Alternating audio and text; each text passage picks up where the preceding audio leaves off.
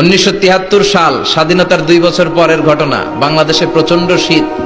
বঙ্গবন্ধু গোটা বিশ্বের নেতাদেরকে আহ্বান করলেন, শীতে আমার উত্তরবঙ্গের লোকগুলো মরে যায়, বুড়া মানুষগুলো, আপনারা কম্বল পাঠান। আসতে লাগলো কম্বলের বিমান, কার্গো বিমান ঢাকায় এসে নামতে লাগলো। আসতে আসতে 7.5 কোটি কম্বল আসলো। বঙ্গবন্ধু আফসোস করে বললেন, 7.5 কোটি বাঙালি, 7.5 কোটি কম্বল, আমার কম্বল কই? নিজেই কম্বল পায় নাই। আহা, উনি থাকতেন ধানমন্ডির 32 নম্বর বাসায়। ওনার গ্রাম থেকে ওনার এক ভক্ত ফরমালিন মুক্ত কিছু ফল আর সবজি নিয়ে এসেছে ধানমন্ডির 32 নম্বর বাসায়, বঙ্গবন্ধুরে খাওয়াবে, কিন্তু দারোয়ান ঢুকতে দেয় না। ধানমন্ডির মতো এলাকা, দারোয়ানদেরও আলাদা পাওয়া, ঠিক কিনা?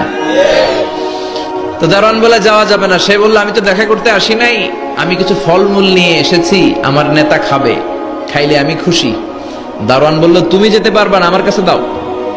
দারোয়ান নিয়ে বঙ্গবন্ধুর কাছে যেয়ে বলে, আপনার এক ভক্ত গ্রাম থেকে আসছে ফরমালিন মুক্ত ফল আর শাকসবজি নিয়ে, আপনি গ্রহণ করেন। বঙ্গবন্ধু খুশি হয়ে গেলেন, বললেন, যাও এই 20 টাকা ওই কৃষককে দিয়ে আস।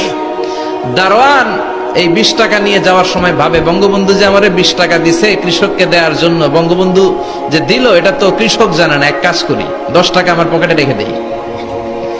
তো বাংতি করে 10 টাকা পকেটে রেখে বাকি 10 টাকা নিয়ে কৃষককে বলে, এই নাও। বঙ্গবন্ধু খুশি হয়ে তোমাকে 10 টাকা দিয়েছে। কৃষক বলে, না, টাকার জন্য তো আমি আসি নাই, টাকা লাগলে তো আমি বাজারেই বেচতে পারতাম, যেরকম, ঠিক কিনা?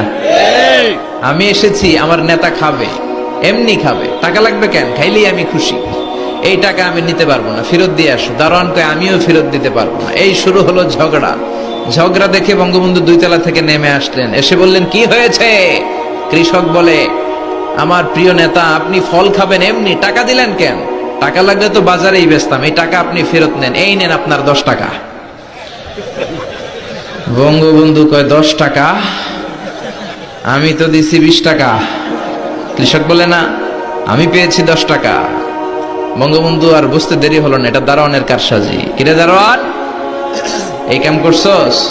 দারোয়ানের মুখ দিয়ে কোনো কথা নাই। বঙ্গবন্ধু বুঝে ফেললেন আর আফসোস করে বললেন, যেই দেশে 20 টাকার নোট 2 তলা থেকে 1 তলায় নামতে নামতে 10 টাকা হয়ে যায়, ওই দেশে আর কিছু থামানো গেলেও দুর্নীতির লাগাম ধরে টান দেয়া যাবে না। চিল্লা এখন, ঠিক কিনা? এজন্য উনি আফসোস করে বলেছিলেন, কোন দেশ পায় সোনার খনি, কোন দেশ পায় তেলের খনি, আমি পেয়েছি চোরের খনি।